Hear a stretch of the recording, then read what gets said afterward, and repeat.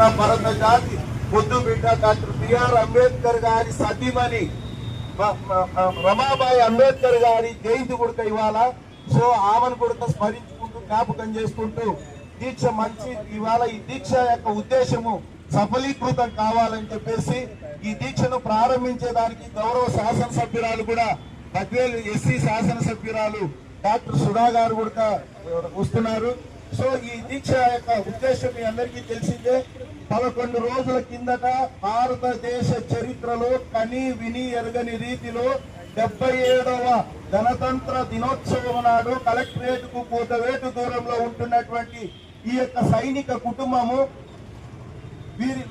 కూడగొట్టినటువంటి ఘటనను నిరసిస్తూ ప్రభుత్వం వైపు నుంచి ఇప్పటి వరకు, లేదంటే సమాజం నుంచి బాధ్యత కలిగిన స్థానాలలో ఉన్నటువంటి వాళ్ళ వైపు నుంచి ఇప్పటి వరకు ఎలాంటి స్పందన లేని కారణంగా వీళ్ళకు అంతిమంగా పూర్తి న్యాయం జరిగే వరకు మన యొక్క ప్రజా సంఘాలు, రాజకీయ పార్టీల ఉద్యమాలు, పోరాటాలు కొనసాగుతాయని తెలియజేస్తూ ఇప్పుడు బాధితులకు ఈ యొక్క విహార దీక్షను